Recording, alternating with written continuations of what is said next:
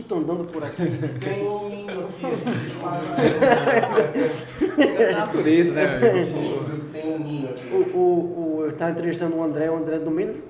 Que jogando Mario aqui, as capivaras fazendo barulho lá fora. Sapo, cara. Sapo, né? Sapo. Que é bem pior, né? Você foi perceber que o rapaz é um biólogo, né? Capivara. É quase lá. Charles Darwin aqui na minha frente. É por isso que tu é jornalista, né? Ai, cara.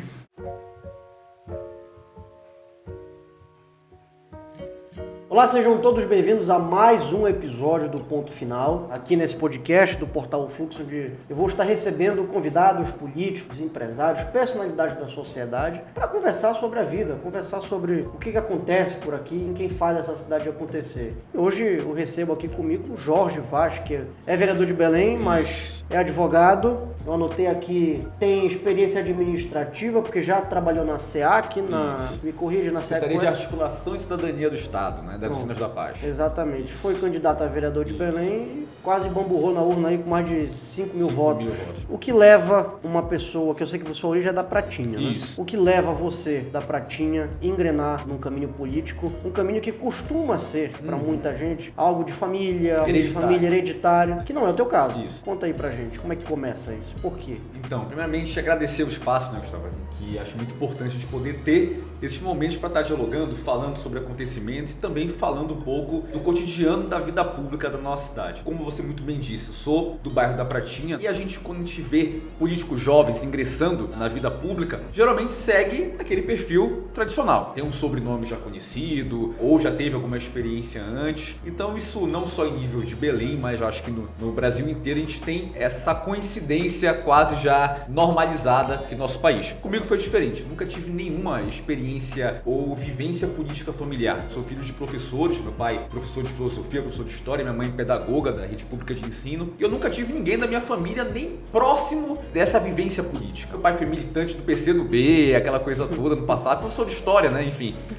Mas eu nunca tive uma vivência da família prática na política partidária e tudo mais. E foi uma vontade que eu sempre tive desde muito cedo, mas muito ainda no campo ideológico, no campo de acompanhar a política em nível nacional. Eu nunca nem acompanhava muito a política em nível local, de fato, na adolescência. E com 16, 17 anos que eu comecei a, de fato, me aproximar. De 2020 pra cá que começou a surgir a vontade de eu, de fato, vir candidato. E é óbvio que pra gente que não tem um sobrenome de peso ou algum familiar na política, a gente tem que calcular muito, de forma muito exata, qual vai ser nosso espaço, porque não é fácil. Mas graças a Deus deu certo. Na primeira tentativa eu sou o vereador eleito mais jovem hoje da Câmara, né? Tenho 25 anos. É desafiador, mas tem valido bastante a pena o nosso trabalho. Falou que teu pai é do PCdoB. Isso. Você é do PRD. Na base do prefeito do MDB. Quem é o Jorge ideologicamente? Essa é uma pergunta muito interessante, né? Porque a minha família é uma família tradicionalmente de esquerda. Meu pai foi um dos fundadores do PCdoB aqui no estado. O nome do meu irmão é Marx. Acho que pouca gente sabe disso. Meu irmão se chama Marx. Minha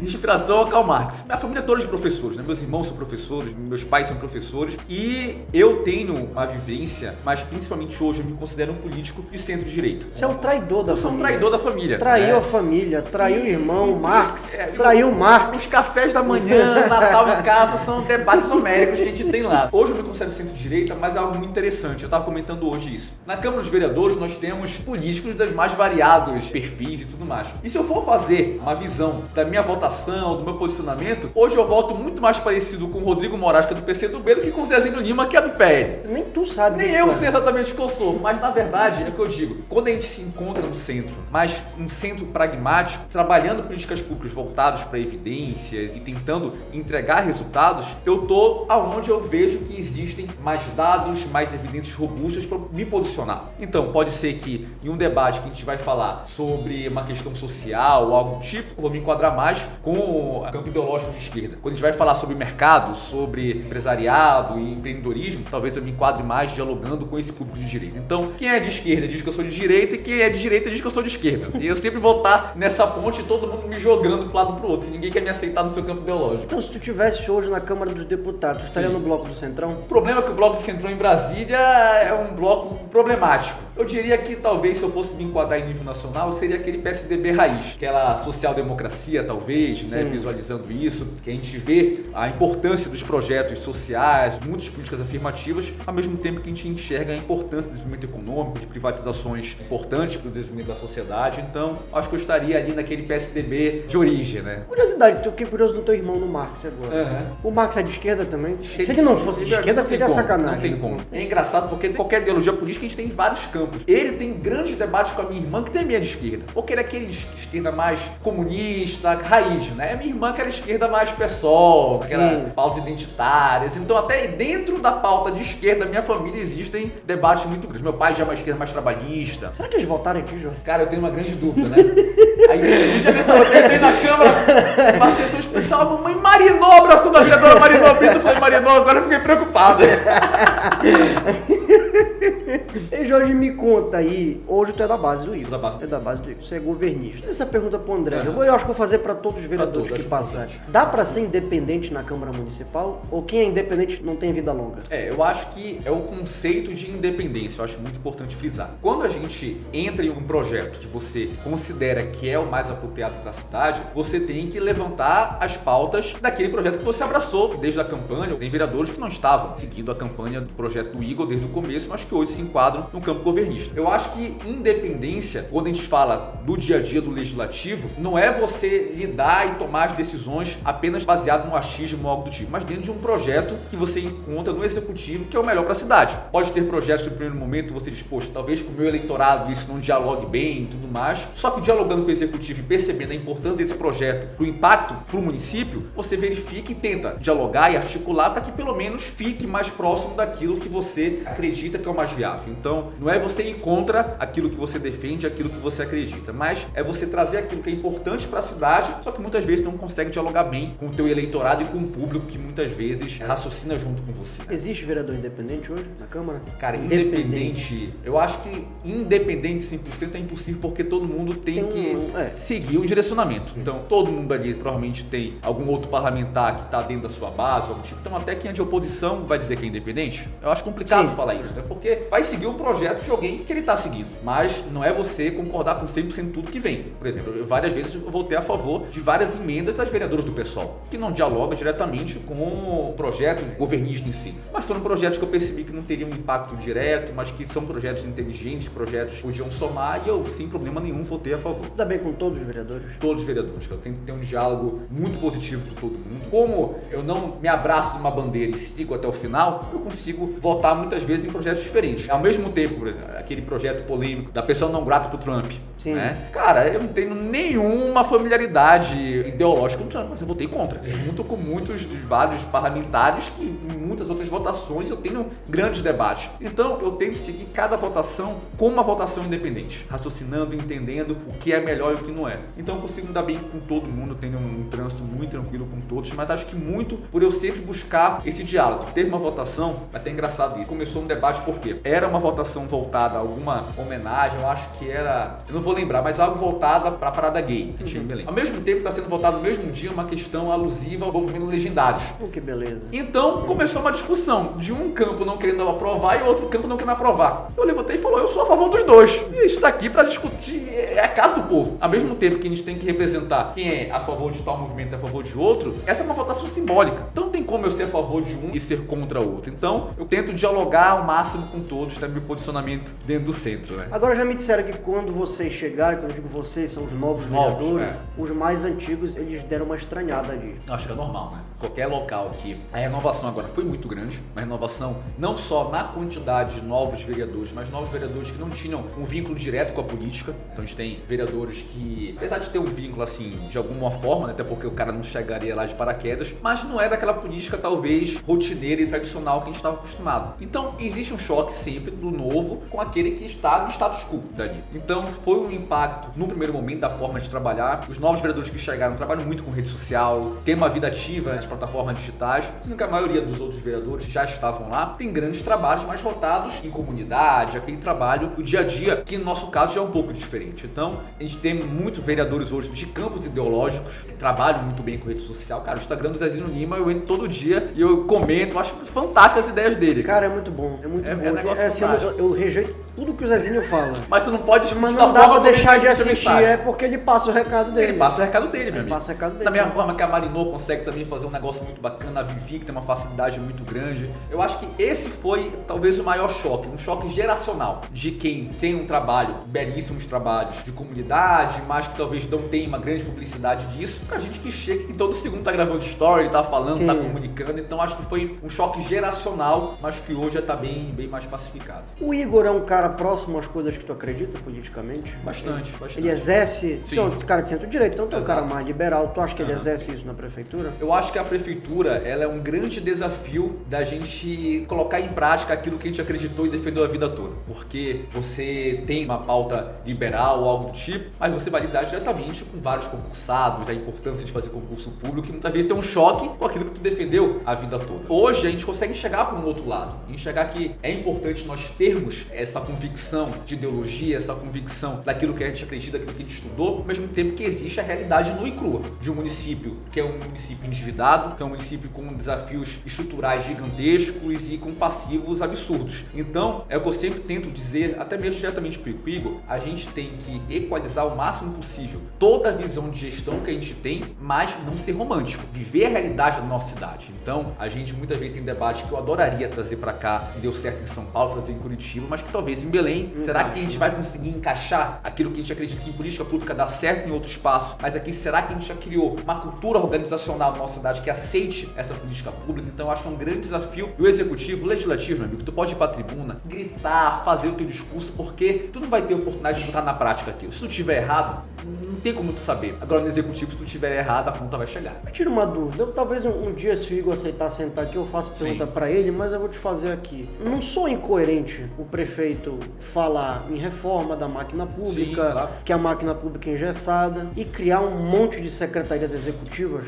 Ele fez uma reforma administrativa que remanejou a forma da máquina pública. Houve uma diminuição dos DAS que já existiam. Hoje, um dos locais que mais tinha DAS era o próprio gabinete do prefeito, que até teve todo aquele escândalo no período antes da eleição, e tinham vários comissionados lá dentro. Só que, como ele teve junção de algumas secretarias, por exemplo, que antes funcionavam de forma diferente e que se tornaram só umas, ele criou as executivas, que são pastas menores, pastas com um tamanho muito reduzido do que são as secretarias tradicionais, para que possam dialogar e discutir essas pautas que são importantes. Então, por exemplo, antes nós tínhamos uma secretaria de esporte, falava de esporte, lazer e juventude. Falava de tudo e acabava não falando sobre nada. Então, hoje nós temos uma secretaria de esporte, enquanto que a de juventude virou uma executiva. Então, tu tem uma parte executiva, ainda fala e versa sobre políticas públicas, mas num espaço que não fique tão pesado uma só pasta, por assim dizer. Então, você diminui a máquina pública, só que você remaneja para outras áreas. Então, a gente teve uma diminuição de DAS, só que teve a criação dos executivos para poder não ficar sem esse debate. Foi até um debate que a gente teve na época dessa reforma, que os vereadores perguntavam, tá, mas quem vai falar sobre tal ponto? E tá tirando da secretaria, mas aí, não vai ter representatividade? E aí foi criada as executivas justamente para poder ter esse debate. Então tem as secretarias, né, as tradicionais, e as executivas que são um pouco menores, mas para poder falar com essa parcela da sociedade também. E tá dando resultado? Essas secretarias executivas, elas são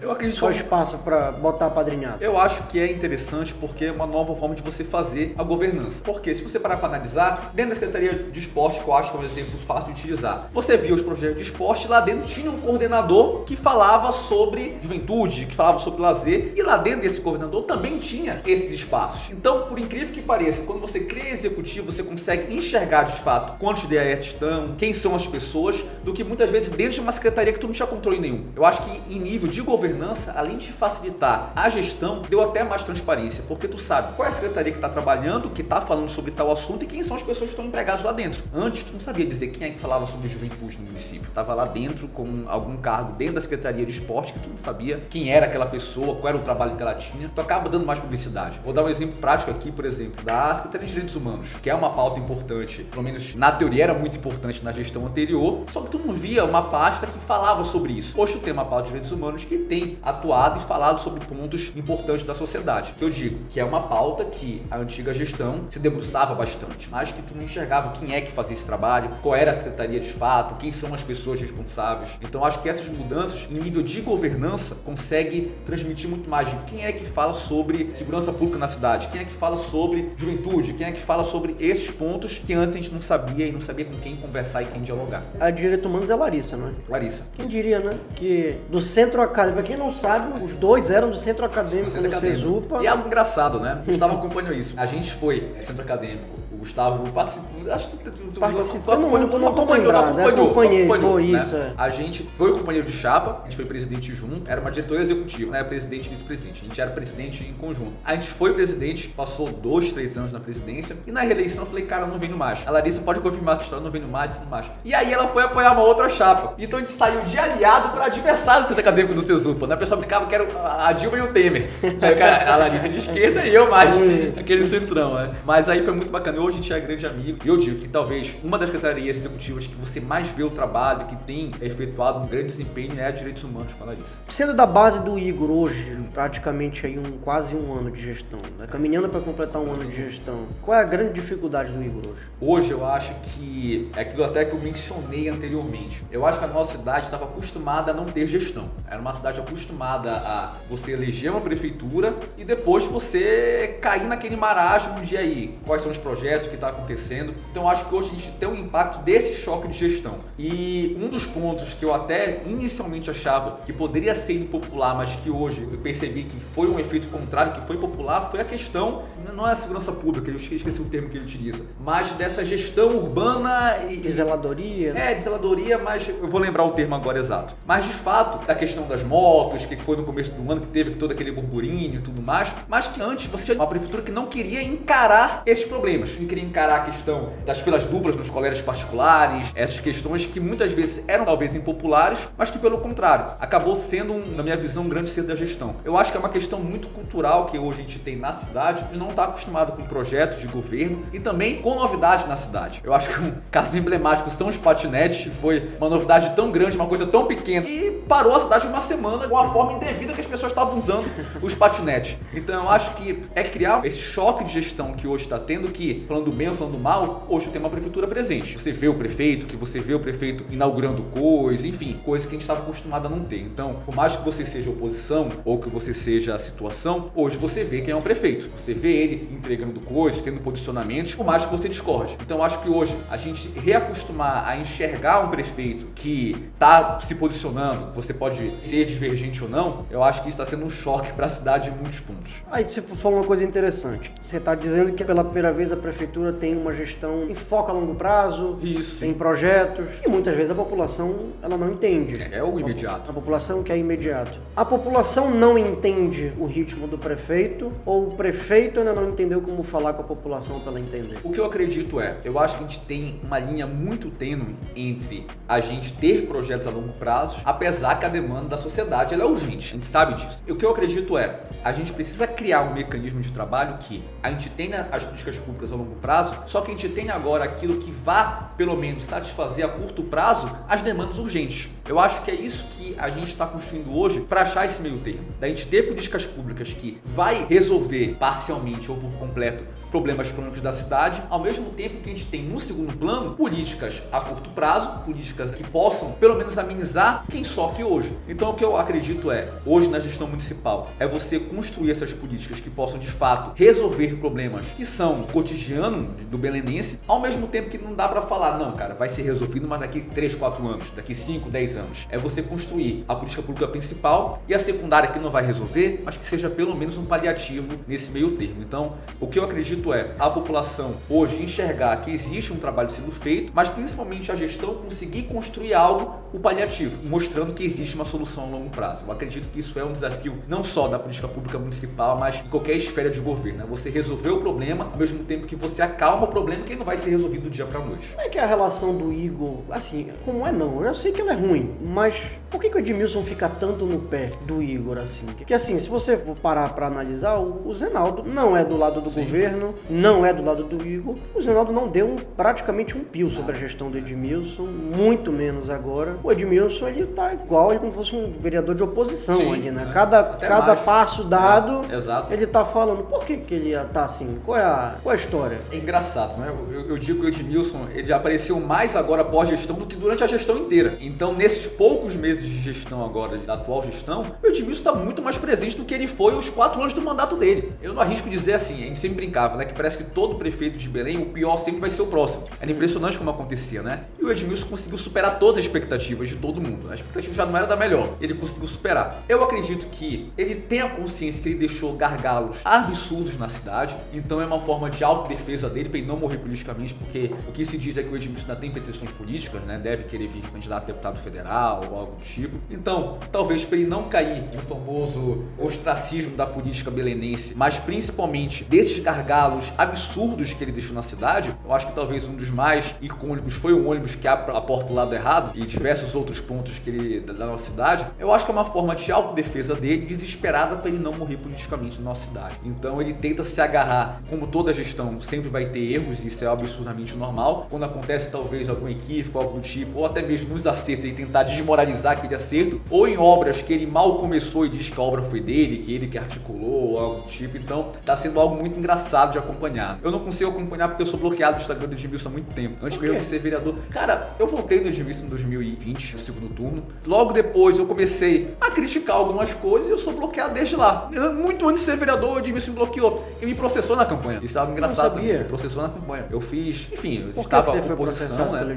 Foi um vídeo, eu quero lembrar qual foi o vídeo agora que a gente fez. Eu acho que foi sobre os crash. Eu vou lembrar exatamente qual foi o vídeo. E aí ele entrou com um processo dizendo, né, que eu tava falando contra a honra dele e tudo mais, sendo que muito pelo contrário, tava falando de um problema que a cidade acontecia. E eu sempre tive, Gustavo, todo o respeito do mundo para não personalizar a crítica. Eu acho que isso é um grande desafio que a gente tem na política, de criticar o gestor, mas respeitar o ser humano que tem por trás. Então, em nenhum momento eu falei mal do Edmilson como pessoa, da família dele. Eu acho que isso é muito baixo na conjuntura política que nós temos. Então, em nenhum momento eu falei do Edmilson. Eu falei da gestão do prefeito Edmilson. E ele me processou no meio da campanha, né? Mas foi engraçado. Não foi ruim, eu viralizei na época com o vídeo que eu fiz falando do processo. Não foi tão ruim, não. Pagar multa pro Edmilson, mas faz parte. Ah, teve que pagar? Pagou? Paguei. Quanto foi a multa? Vou lembrar e vou te falar. Não foi tão barata, não. Mas paguei com gosto. Eu falei, até brinquei. O primeiro processo que eu tive na vida foi contra o prefeito de Belém, um rapaz de 24 anos, vindo da primeira vez candidato. Eu acho que eu estranhei meio. A gente tava falando dessa história de Edmilson, de polêmica. E assim, pra quem começa um mandato, assim, eu imagino que o cara começa, não, eu vou me afastar dos problemas, eu não quero me envolver em problema. E já de cara veio um pequeno escândalo dentro da Câmara, que foi a história do BYD. E assim, eu não sei se tu tivesse oportunidade de comentar sobre esse assunto. Vamos falar de novo isso aqui. Quem é que tá errado nessa história? Foi uma fake divulgada por um portal? Cara, isso foi muito engraçado. Na época que surgiu e tudo mais, muita gente me mandava e eu já tinha até os documentos todos prontos para mandar pra pessoa para comprovar. A grande situação é, a gente teve a questão que alguns vereadores adquiriram o BID num período próximo do outro. Foi quase 5 versões que criaram dessa história, né? Das mais diversas possíveis que foram criadas falando sobre isso. Um falando sobre plano diretor, outro falando que tinha sido dado carro. E toda vez que a gente apresentava as contraprovas, aí derrubava e criava um novo. A grande questão é, o BID é um carro excelente, estava tendo condições excelentes, não foram todos os vereadores que adquiriram como foi divulgado, foi um número bem reduzido, e que foi comprado num espaço de 2, 3 meses os vereadores esses carros. Muitos vereadores, como no meu caso, eu financiei o carro, eu financiei em mais de 4 anos o carro. Teve vereador que pagou metade, teve vereador que adiantou. Então, a gente sempre foi demonstrando que, da mesma forma que se tu for na Lepa, a Lepa é recheada de SW4 e vários outros locais, alguns vereadores adquiriram o BID, não foram todos, foram bem menos do que foi divulgado, algo do tipo, e que todos eles tinham provas e provas muito seguras. No meu caso, eu financiei o carro em mais de 4 anos. Não passou no meu nome, tinha 24 anos na época, não passaria. Cara, se eu quisesse esconder, eu não teria financiado o nome da minha sogra, pô. Eu até brinquei, né? Hoje eu sou um brasileiro tradicional, né? Eu já financei, fiz uma dívida no nome da minha sogra, né? E na época eu pensei, cara, eu vou explicar, vou fazer um vídeo, mas os caras estão dizendo que eu ganhei um carro que tá financiado. Eu tentei várias vezes pensar uma forma de falar sobre isso. Só que eu fiz questão de apresentar as provas, todo mundo que me perguntava eu respondia e tudo mais. Então no começo, tava começando meu mandato. Foi um susto logo no início. Aí eu pensei, cara, eu tenho todas as provas, uma pasta no computador, a pessoa me perguntava, eu mandava logo contrato, mandava comprovante de pagamento, mandava tudo, e a pessoa olhava, eu explicava. E eu entendi, até meu pai falou isso. Na hora eu fiquei, pai, eu já iniciar com uma dor de cabeça dessa, o carro financiado, tô pagando a parcela todo mês, bonitinho. Falou, filho, vida pública é isso. Foi a primeira, mas não vai ser a última. Vamos ter histórias ou algo do tipo, tem que conviver com isso. Então pra mim foi super tranquilo, a gente... Não, tranquilo não foi. Não, cara, assim, é uma turbulência, né? É uma turbulência. Mas quando tá uma turbulência e tu tá com todas as provas do teu lado, é muito tranquilo, pô. Eu mandei pro Ministério Público, contrato, mandei tudo pra eles. Mas assim, eu entendo, mas tira o Jorge, vereador, sim, claro, e bota o Jorge assistindo por assistindo fora. tudo. E da forma como foi apresentado, principalmente. Não sou estranho um monte de vereador comprando o mesmo carro de repente. Pra Porque assim, analisar. você falou da Lepa, e aí eu realmente não sei. Mas o da Lepa, eu imagino que essas SW4 foram carros adquiridos pela casa, Não são sei. carros institucionais. É. No caso da Câmara, não foram carros adquiridos pela casa. Não. Foram vários Cada- vereadores comprando seus carros. Quando teve o vídeo, foram 5 vereadores, de 35, pelo menos no vídeo, né? Não sei se teve quantos vereadores de fato adquiriram um carro. E nem todos os BIADs foram o mesmo modelo, tá? Os 5. Então, assim, tu tá falando do universo de 35, o vídeo que divulgaram 5, 6 vereadores. E todos os vereadores, alguns financiados, outros quitaram uma boa parte, outros deram seu carro de entrada. Então, assim, falar que a gente ganhou o carro, todo mês pagando a minha parcela. O vereador que trocou o seu carro. E foram criando várias versões sobre isso e tudo mais. Então, não foram os 35 vereadores que tu olha e os 35 vereadores com BIAD. Se eu quisesse esconder o carro, não estaria usando o carro. É o meu carro. Se eu quisesse esconder a compra, não teria financiado o nome da minha sogra. Se de fato tivesse algum esquema ou algo do tipo, não teria sido feito dessa forma tão tranquila. E assim, todas as provas fiz questão de mandar diretamente pro Ministério Público, mandei tudo bonitinho e tudo mais para poder organizar. Mas é óbvio, quem enxerga de fora, tudo que envolve político vai se criar uma série de fatos. Mas assim, a vida pública é isso. Não tem como fugir. Pra mim foi importante porque eu entrei, já tive Levou logo uma porrada. Levei logo nisso. uma porrada pra me acostumar com essa dinâmica da vida pública, né? Porque ainda principalmente hoje em dia. Hoje,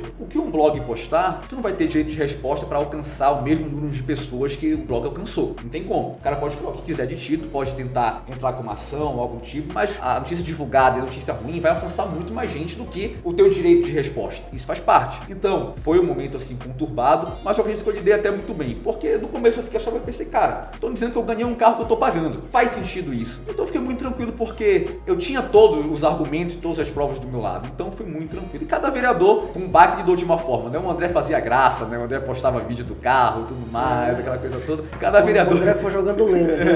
Cada vereador lidou com uma forma. Sim. Eu me preocupei em mandar para os órgãos competentes, né? Independente de qualquer coisa, e ter todos os materiais comprovando que eu de fato adquiri o carro sem intermediação de ninguém. E fiz questão de todo mundo que me perguntava, eu mandar esse documento já quase pronto para a pessoa olhar e tudo mais e ver que de fato estava tudo certo. Agora, e esses efeitos colaterais, né? Coitada da minha sogra, 35 anos, delegado de polícia, né? Ganha mais do que eu, falando que era minha laranja.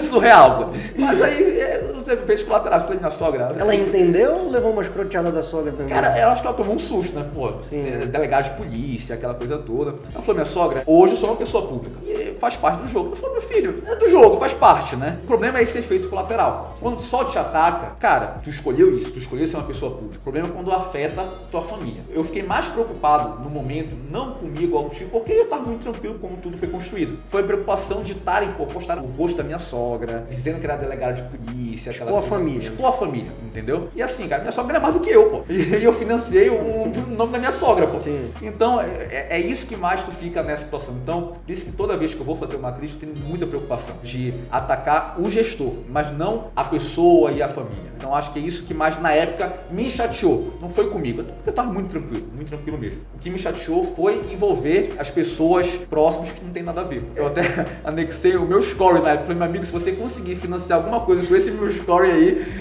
eu vou lhe agradecer muito a mais que você vai fazer aí. Só tente financiar alguma coisa com o meu score. Tá ruim o negócio, tá? Faça, se você conseguir, você me avisa.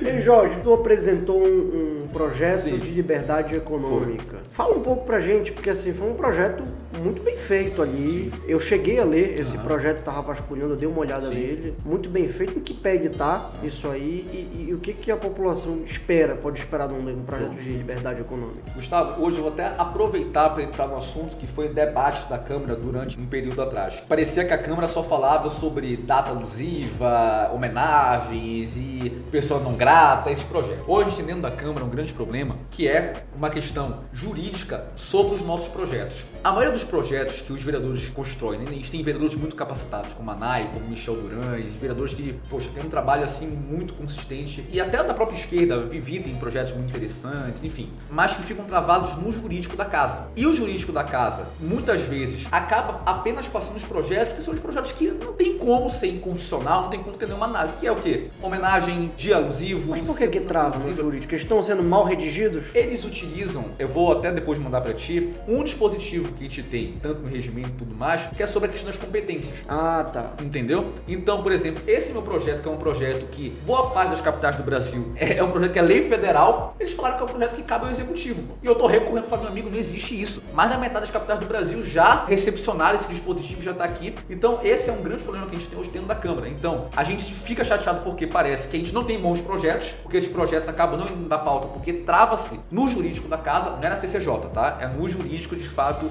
da casa. Nem chega na CCJ. Então, você diz que o problema da eficiência da Câmara hoje seria o jurídico? Não o jurídico em si, mas esse dispositivo que, na minha concepção, está sendo mal interpretado. Então, por exemplo, esse é um grande embate que a gente tem. Então, esse é um projeto que é um projeto que, tem uma adesão muito grande. Eu já conversei com todos os parlamentares super dispostos a poder aprovar, a poder colocar à frente, conversando com o setor produtivo da sociedade também, todo mundo muito esperançoso com esse projeto. Estou enfrentando burocracia interna dentro da casa. E isso é um grande problema que, se você conversar com qualquer vereador hoje, é o problema que todos os vereadores estão tentando resolver, porque acaba prejudicando a imagem que o nosso trabalho passa. Eu já perdi as contas de quantos projetos de leis eu tenho. Toda sessão eu apresento assim muitos projetos, e projetos que tem todo um trabalho de pesquisar, de construir, ver se deu certo em algum outro local, adequar para cá, e que a gente tem que ficar em cima para ver se pelo menos um dia ele vai ser pautado na Comissão de Justiça. Mas e não dá para mexer no setor jurídico? Isso que a gente está tentando construir, esse trabalho interno, para que nós possamos resolver isso e poder colocar esses projetos em pauta. Então, são projetos muitas vezes que já foram aprovados em todas as capitais do Brasil e que justamente aqui na nossa Câmara a gente não consegue passar esse projeto. É porque, para quem não é vereador, vocês só aparecem em polêmica. Exatamente. Quando vocês aparecem é porque alguma besteira dita, ou algum projeto, uma confusão feita dentro do plenário. Tipo. E eu até digo, Jorge, tu é contra esses projetos ideológicos? Eu falei, cara, eu acho que faz parte da democracia. Mas tá tudo bem isso acontecer se a gente também tiver ao mesmo tempo aprovando projetos que são importantes para a sociedade. Só fica aprovando porcaria, mas vocês estão ali ganhando um salário altíssimo para ficar aprovando porcaria. Então, poxa, aí tu vê, como é que a gente vai dar essa justificativa para a sociedade se os bons projetos que são construídos, não digo só meu, pelo contrário, tem muitos vereadores fazendo excelentes projetos. Se o projeto não consegue ir para a pauta, não passa pelo jurista, não passa pelo setor interno da casa para poder ser apresentado e aí ser aprovado não no plenário é outra história, mas ser apresentado, entendeu? Então, isso é um dos grandes problemas que a gente tem e muitos vereadores estão tentando trabalhar nesse quesito. Eu, Michel Durães, que também é advogado, diversos vereadores que estão trabalhando para que nós possamos reverter essa situação e pautar os bons projetos que de fato existem na Câmara, mas que não estão sendo pautados. Então vamos lá, se não fosse o jurídico da Câmara, o jurídico assistindo, vocês estão sendo... A culpa é de vocês. Se não fosse o jurídico da Câmara, de que forma a Lei da Liberdade Econômica iria afetar positivamente a população belenense? A Lei de Liberdade Econômica, ela tem na sua importância, principalmente, facilitar o dia a dia, o cotidiano do empreendedor. De que forma? A gente reduz as burocracias que existem hoje, e são muitas. Enquanto em São Paulo você tem questão, eu vou dizer de dias, mas é horas de fato, para você. Eu estou falando do processo municipal, não estou falando da JUSEP, porque a JUSEP de fato tem uma facilidade muito grande nesse trabalho. O que compete ao município na questão da abertura de CNPJ, de empresas e tudo mais. Enquanto que em São Paulo você tem horas para a parte municipal, tá ok, em Belém são meses. Belém hoje é a pior capital do Brasil no quesito ambiente de negócios. E um dos grandes problemas se chama burocracia. Então, a Lei de Liberdade Econômica, ela vem frontalmente para resolver, primeiramente, a questão das burocracias, que você reduzir esse processo, fazer com que o processo seja digital, diminuir a papelada, facilitar tudo isso e também nas atividades de baixo risco. O que são atividades de baixo risco? São atividades que você não precisa de uma gama de setores da prefeitura verificando se essa atividade pode existir ou não.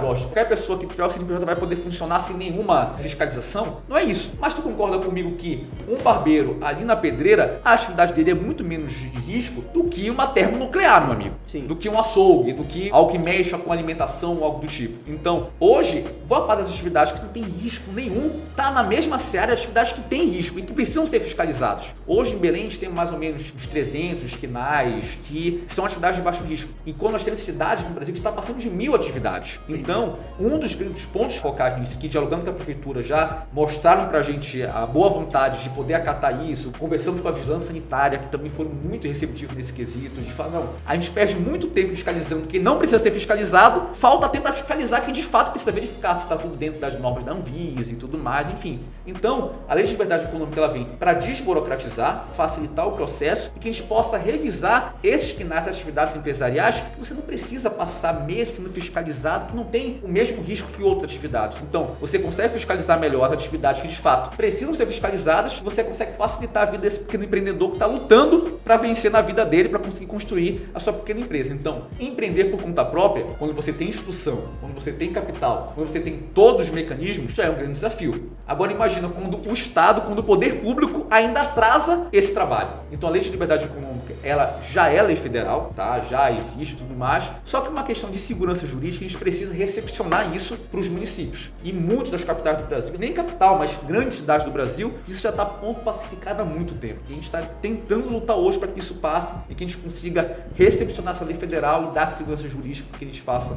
essas modificações. Tá, mas aí só pra gente encerrar sobre liberdade econômica, você falou que o jurídico da Câmara ele diz que isso é uma iniciativa do Executivo. Sendo e por que você não fala com o Igor pro Igor apresentar o projeto? Isso que é a nossa Constituição que a gente está fazendo. Já se facilitou muitos processos dentro para poder facilitar essa abertura de empresa e tudo mais, só que na minha visão, principalmente como jurista, isso é uma iniciativa do Legislativo para poder amparar o Executivo. Por mais que eu converse e tudo mais com o Executivo, que eu acredito que teria toda a boa vontade, na minha visão, essa atitude do Executivo precisa estar respaldada por uma lei municipal. Então eu vou de contra a justificativa que eles estão entregando para a gente. Da mesma forma que existem muitas iniciativas do Executivo que precisam estar amparadas por projetos de lei. Agora, como é que a gente faz isso se os projetos de lei não estão sendo tramitados dentro da casa? Entendeu? Então, não é um problema pessoal de pessoas lá dentro, é um problema de entendimento dentro hoje dessa norma que tem. Eu posso até te mandar depois qual é para que tu possas estar ciente disso. Mas hoje a gente está construindo esse plano de trabalho interno para que nós possamos resolver isso de uma vez por todas e poder avançar com esses projetos. E reitero, tá, pessoal? Não é só o Jorge tem projeto bom, pelo contrário. Não, sim, muitos bons projetos. Raquel tem muitos projetos voltados. E até ela falou, Jorge,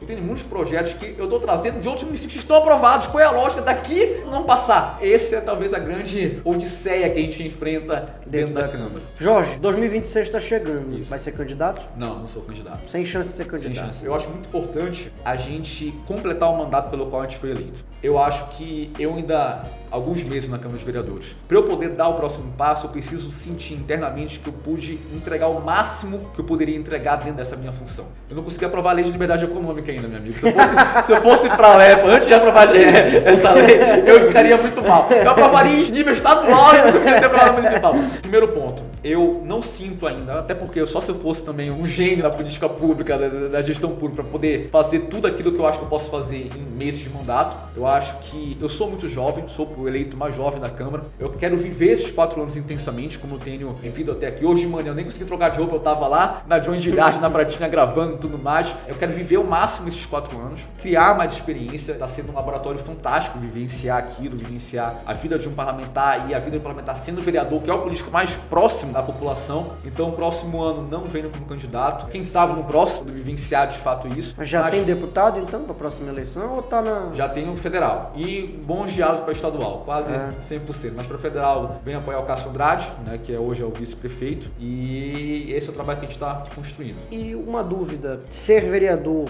tá naquela cadeira de vereador, qual a reclamação que você mais recebe do povo?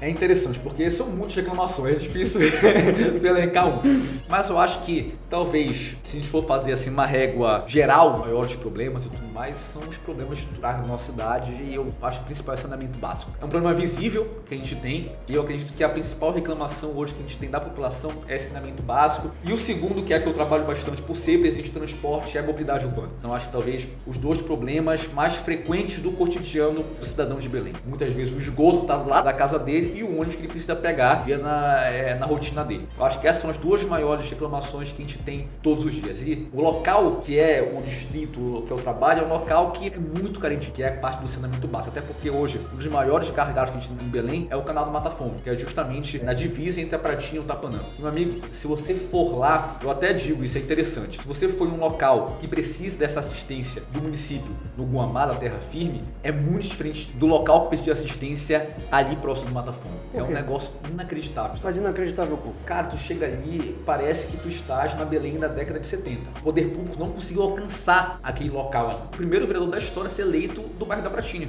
A Pratinha nunca teve nem conselho tutelar, pra ter noção. O Tapanã não, o Tapanã já teve vários. E é um local que a gente consegue perceber claramente a ausência do poder público naquele espaço. O canal do Mata Fome hoje, se você consegue asfaltar uma rua próxima, em poucos meses a rua já tá... Hoje já tem uma solução, né? Já existe recurso, tem todo um trabalho para poder ser resolvido isso. Hoje o problema que a gente vê do saneamento básico, em Belém de forma completa, mas nessa área, que é a área que eu tô no dia a dia, é um problema muito complicado, que é um problema que não existe solução fácil. Não existe solução do dia para noite. Requer investimento, requer prioridade muitas vezes do governo, então é um problema difícil. Então, acho que os dois que a gente mais escuta, saneamento básico e mobilidade urbana, no completo, mas sempre a questão do transporte público, que é uma das principais reivindicações da sociedade. Jorge, tu não vai ser candidato a deputado agora, mas eu sei que tu gosta muito de política. Você é um cara que estuda muito política. E embora eu de fato concorde que vereador dentro da tribuna não tem que estar palpitando sobre o que o Trump está fazendo ou sobre a guerra na faixa de Gaza, eu acho também que é muito importante que o vereador ele tenha consciência de um cenário nacional, que ele consiga falar de política nacional. Entender porque muitas coisas que acontecem hoje aqui é eco do que acontece fora também. Como é que você vê a relação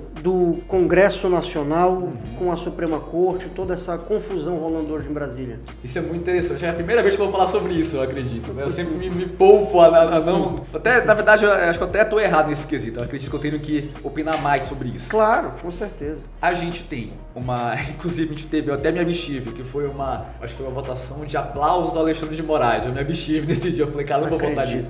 Sempre foi recente. Não acredito. Foi recente isso. Eu me abstive nessa votação. Talvez uma que eu me arrependo, era pra ter votado ao contrário. Eu acabei me abstendo, mas hoje, acho que foi a única votação que eu me arrependo. Eu me abstive, mas era pra ter votado ao contrário. Nada contra ou personificando, enfim. Mas eu acho que não é o nosso papel estar parabenizando o servidor público pelo trabalho dele, apesar de você ser a favor ou contra. O que eu acredito? Hoje a gente tem um congresso que a gente tá já respirando as próximas eleições. Isso daí é a pauta geral do congresso, em todas as situações que está envolvendo a gente. Personagens da política paraense hoje sendo protagonista, que é algo até curioso, né? Que nos últimos anos a gente não enxergava personagens paraenses diretamente em alto escalão nesse debate. Eu acredito que hoje a gente tem uma Suprema Corte que, apesar de eu ser jurista e buscar máximo a tecnicidade, é uma Suprema Corte que as mais variados acontecimentos do nosso país levaram a ser uma Suprema Corte politizada. Você pode ser mais a favor ou contra, mas existe peso político nas decisões da Suprema Corte. Ponto. Um peso político diferenciado e diversificado, porque cada ministro muitas vezes segue posicionamento diferente, segue uma linha diferente. Quando você está prestes a uma eleição, nós tivemos uma eleição a mais polarizada da história, que foi 2022.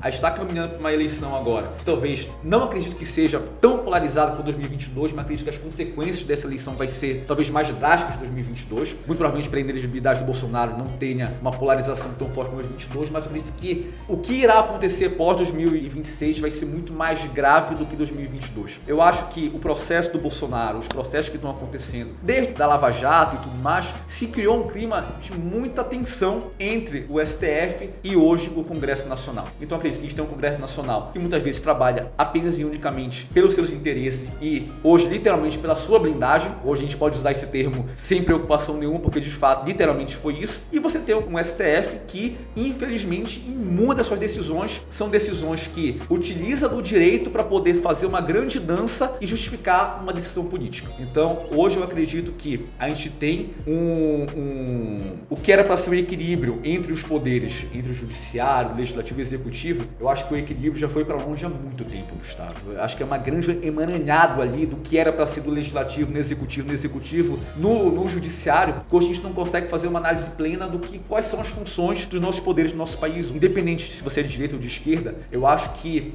quem está entrando hoje, está no terceiro semestre de Direito Constitucional, uma faculdade de Direito, quando chega nessa matéria de Direito Constitucional, introdução ao Direito Constitucional, você fala, cara, na prática isso está muito diferente. Está completamente diferente do que os pensadores do direito lá atrás construíram e imaginaram do que deveria ser essa divisão de poderes. Então eu acredito que nós temos hoje um Congresso muito preocupado na sua sobrevivência, na sua blindagem e da blindagem dos seus aliados, e um Supremo que muitas vezes utiliza da tecnicidade do direito para basear suas decisões, que atrás desse muro são decisões políticas. Gostei dessa tua opinião. É uma opinião muito razoável e sóbria sobre a situação. Não aprofundando muito pra gente... Ah, mas agora eu vou puxar um pouco. O cara que é de centro de ter um terror. Faltou um terno azul aqui. Tem um terror em falar nessas coisas. Que isso mexe com o status quo ali. Eleição presidencial 2026. Sabia que você ia me perguntar isso. Né? Não tinha como fugir disso. Um vereador falando de política nacional. Sim, claro, certeza. Vamos lá. Lula vai pro quarto mandato, ou você acha que o jogo vai se encarregar ali de dar uma outra alternativa? Se eu tivesse vindo aqui há 2 meses atrás, minha opinião seria completamente diferente da minha opinião hoje.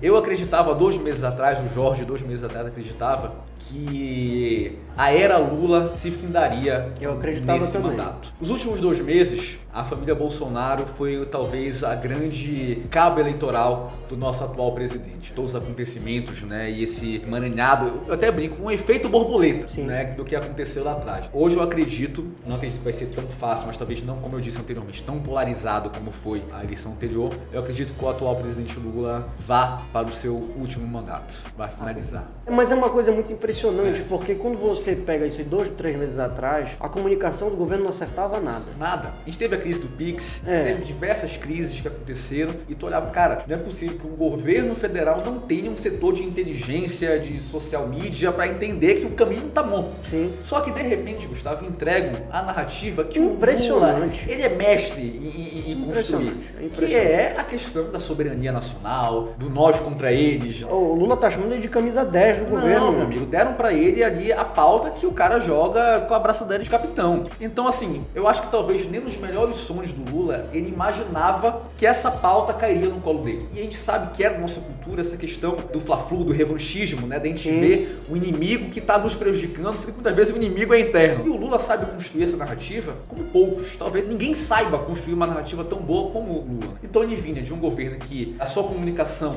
acertava muito pouco, vinham crises e mais crises em cima do... Teve o INSS, foi uma crise também muito grande, e de repente vem talvez a cortina de fumaça que ele não imaginava que viria. Eu nunca vi um político ganhar um presente tão bom como esse. Não, foi um presente fantástico. Eu nunca vi. É impressionante porque 3 meses você deu uma grande reviravolta no cenário eleitoral do próximo ano, só que é muito complicado você cravar apostas nesse cenário. Eu sei que é difícil. A gente tem aí muita coisa para acontecer, muitas nuances, a gente não sabe nem quem é o candidato dado Bolsonaro. É até interessante pensar porque hoje eu enxergo que estava muito parecido do efeito de um erro que o próprio Lula cometeu em 2018. Postergar em aceitar que ele não é candidato. E você entregar o seu substituto muito em cima da hora. Não dá tempo. As pessoas não sabiam pronunciar o nome do Haddad. É verdade. E aí, quem é que vai ser hoje o candidato Bolsonaro? Vai segurar até o último minuto dizendo que ele é candidato, sendo que a gente sabe que ele não vai ser. A gente sabe que não tem como. Vai ser a esposa? Ou será que a esposa vai vir senadora? E até digo que ela pode fechar o olho e escolher qual estado que ela quer ser senadora, que ela vai ser a mais votada. Isso aí não tem nem muito risco.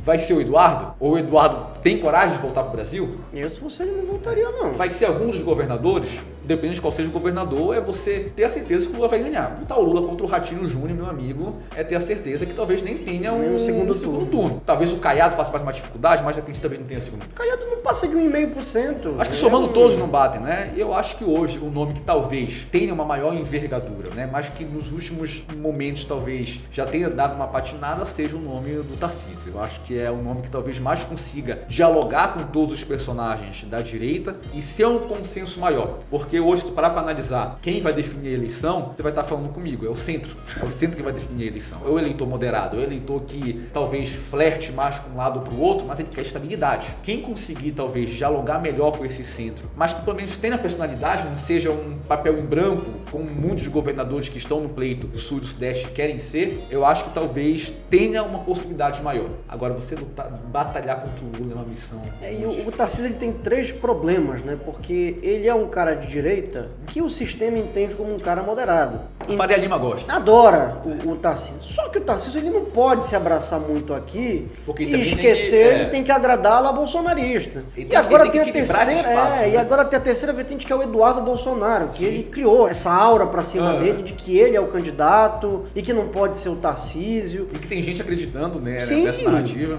O Eduardo é impressionante, porque o Eduardo conseguiu uma façanha que é singular na história política brasileira, porque, de fato, ele foi aos Estados Unidos, eles fizeram a pressão, conseguiram a Lei Magnitsky, a diplomacia inversa, né? Convenhamos, seria muita inocência achar que os ministros da Suprema Corte não sentem a Lei Magnitsky. Isso aí, o receio E dizer que a aposentadoria do Barroso foi só porque ele tá cansado? Não é. Não é. Agora, olha a consequência. Você bota a Magnitsky no Alexandre de Moraes, você tem a revogação do visto dos outros ministros da Suprema Corte que começam a ficar com medo de pegar a Magnitsky também. E no final a consequência é: o Jair Bolsonaro não vai ser candidato, a anistia não vai incluir Jair Bolsonaro, se tivesse pele da dosimetria, e de quebra, o Lula vai botar mais um cara no Supremo agora. Mais um cara.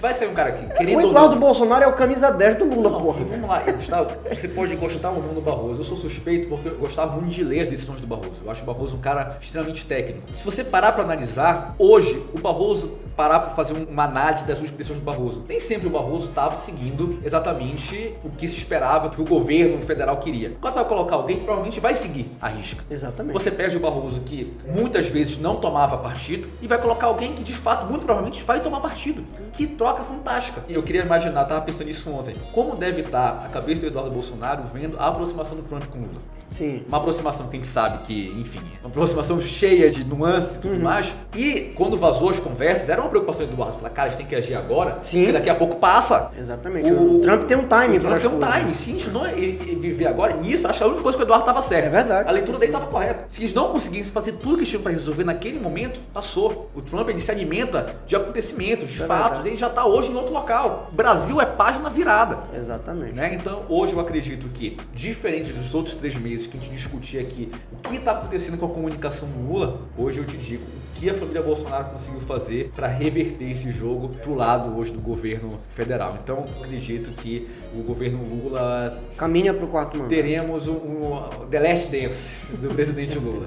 Jorge, muito obrigado, cara. Agradecer a tua presença aqui. Deu pra gente falar um pouco de tudo. De tudo, de crise, de sogra. De sogra, tudo. De carro. E até dizer, eu amo a minha sogra, cara. As pessoas não gostam da sogra, né? Eu sou apaixonado pela minha sogra, cara. E a minha sogra tinha tudo pra ser braba, né? Pô, delegada de polícia, aquela coisa. Pô, eu amo a minha sogra, cara. Tomei café com ela hoje, maravilhosa. Jorge, a casa tá de portas abertas para você. Você é colunista do Fluxo. O espaço está sempre aberto para aqui, para o ponto final também, para quando quiser retornar, quiser conversar com a gente. É isso, eu fico muito agradecido com a tua presença aqui conosco. Gustavo, agradeço muito. A gente tem muito essa vivência de ir em podcast e tudo mais, e cada podcast a gente tem geralmente um foco, né, da entrevista. Quando eu sabia, vou conversar com o Gustavo. Eu conheço o Gustavo há muito tempo, a gente sempre conversa e sempre troca figurinha de muitos assuntos. Eu sabia que seria um diálogo muito produtivo e em algo que eu quero começar a fazer mais agora. Não é querendo aparecer, mas eu estudo muito, eu me dedico muito, né? Um dia antes de sessão eu fico de 7 da noite até meia-noite lendo cada projeto e me capacitando, e enfim. E muitas vezes eu, por viver muita política municipal, eu acabo me furtando em tecer comentários do que acontece no Brasil e no mundo. Então eu acho que hoje talvez seja aí um divisor de águas nesse momento da minha trajetória, né? Coisa que antes de ser vereador eu tinha essa liberdade maior de poder fazer, discutir e debater, e hoje eu quero voltar a poder fazer isso, né? E provavelmente aí a coluna vai ser